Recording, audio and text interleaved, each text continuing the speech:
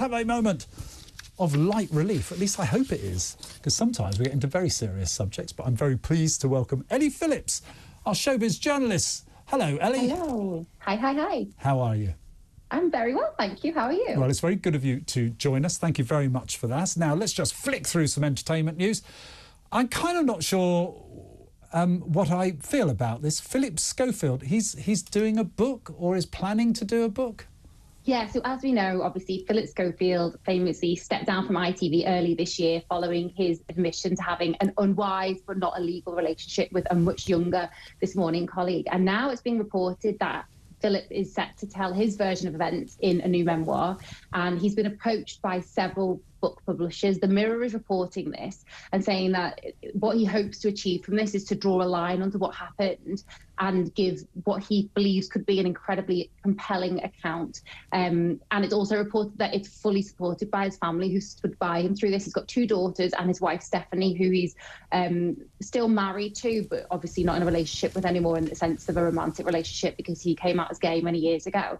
And yeah, so apparently even like Hodder and Staunton, the book publishers, they want to run this book, and he sees it as his way to put a line in the Do you think sand he'll write it, or will it be ghostwritten, do you think? I mean, you probably don't. I think they're always ghostwritten to a certain extent, or use very, very good editors. I mean, to be honest though, a lot of celebrity people now, they're not writers, they're not meant to be writers, they never trained to be writers, but the way to get their story across in what seems to be their own words, it's always useful to use someone who's very skilled at doing that to draw I understand that. And someone who has written a book, Fatal Ambition, in case you're interested, actually the time you need, you would have no time for anything else, I bet. It's kind of part of the rebuilding of Phillip Schofield, this, isn't it? Absolutely. I mean, he did those 2 essentially car crash interviews afterwards, one with the BBC and one with The Sun, where he kind of gave his version of events, but it was very soon after everything came to light. He was in a very bad way. You could see that he wasn't It was, but I felt the pile-on went too far. I really did. So yeah, absolutely. So then maybe now this is his chance to say, look, I hear what you've all said. I've seen everything, I've heard everything, and this is my response to everything. This is my account of what happened, and you do with it what you will. But that's me. I'm putting it to bed, and it's in my own words, you know, with a ghostwriter probably. Meanwhile, about 5,000 miles away in Las Vegas, Adele, she's revealed something that's been going on there, because she has a residency, doesn't she? That means like you're permanently on stage, sort of thing. Yeah, I mean, she's not permanent, so it's called Weekends with Adele. So she performs in Vegas every weekend in these essentially intimate performances compared to arena shows, if you will. And she was revealed over the weekend that she collapsed backstage during one of her residencies after suffering a sciatica attack. Now, for anyone who doesn't know, sciatica is a really debilitating condition. It occurs in your back, and it's usually because of a slipped disc. And then it presses against the sciatic nerve. It can be very painful.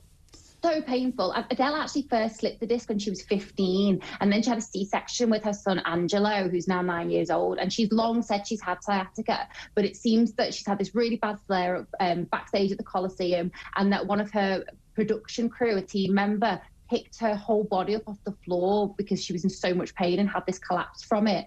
And actually during her performance yesterday, said to fans, I'm going to have to sit down while I'm performing and rest because my sciatica is so bad.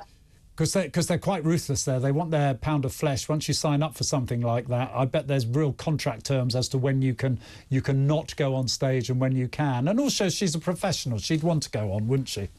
Exactly, and especially after she postponed this residency when she didn't go ahead with it because, you know, she said that it wasn't ready. I don't think she wants to take any risk and not perform for people. And luckily, Adele isn't someone who, you know, is a pop star dancing around on stage. She's known for her big ballads. So sitting down and performing, I don't think necessarily will take away. I remember when Val Doonican did that. Anyone know who Val Doonican is out there? No. Oh, yes, Tech Op Dave does. Now, you're going to have to help me out here. Liam Payne cancels tour dates after kidney infection.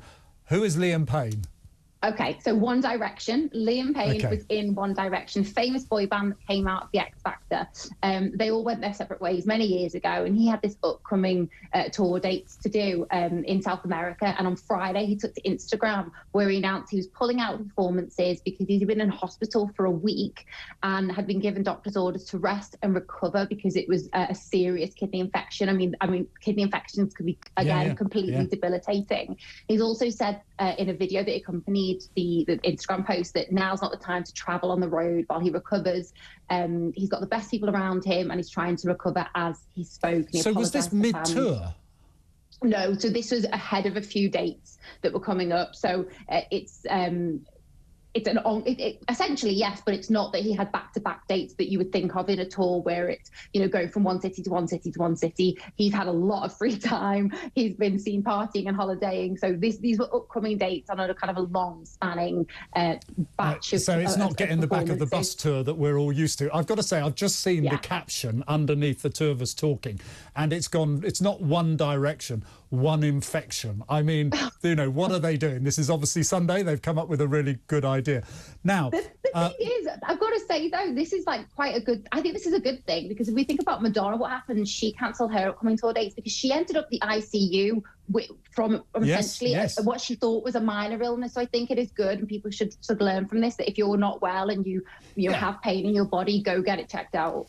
And I think we're much more tolerant now about these things when they happen, and people kind of accept them with generally good grace. I mean, I remember going to a tournament to see, I'm going to forget their name now, and the lead singer, God, someone's going to have to help me here. They did Rotterdam, and they did really well.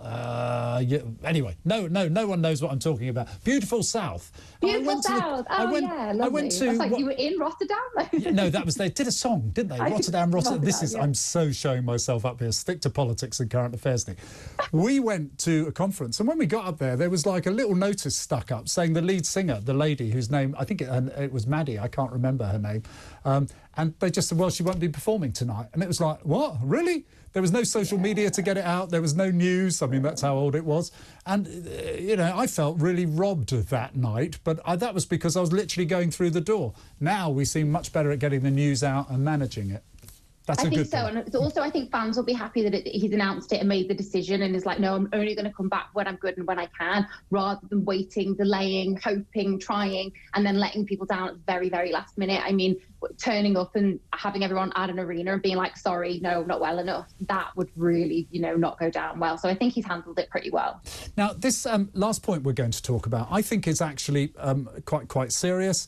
I don't want to overstate it, but Vicky Patterson, she's on Loose Women. She's been busy making some claims, hasn't she? So Vicky Patterson was on Loose Women. She was a panellist back in 2016 when she came out of I'm a Celebrity, Get Me Out of Here. She won the Jungle and then got elected to be a panellist on Loose Women. She's no longer on Loose Women, although she has been on it a few times as kind of a guest panellist. And it's got a big following, hasn't it? Huge following. Oh yeah, massive. And Love Island, Loose Women, as we know, has panel show. There's 4 women who sit and talk, and they often have guests on who they interview about their lives, about something they're pushing or whatever it might be. And in her recent podcast, so Vicky now has her own podcast, she said that she was told by producers to push guests who were about to cry. She said, I remember getting voices in my ear, which is an in-ear from your producer, saying, she's about to cry, push her on this. And said that she just remembers shaking her head and said if you saw clips from Loose Women, you might see her shaking her head because she's physically saying, I can't do that. There's no way I'm doing that. And that's really worrying because, if we think about all the things that have come out of the limelight over the past few years, mainly on kind of chat shows with guests who aren't famous and how they were pushed beyond comfortable limits. I think there was even a parliamentary select committee actually looked into it. Listen, I'm only sad we weren't able to find a reason to talk about the annual May Eurovision Song Contest, which people know I'm obsessed by. I can find no reason except to say there is a clip launched of 9 greatest hits, but that will interest no one. So thank you, Ellie. Thank you so much for joining us. Ellie Phillips, Showbiz journalist, just taking us through a little bit of light relief there. I think it's a good thing. It's the weekend, isn't it? Anyway.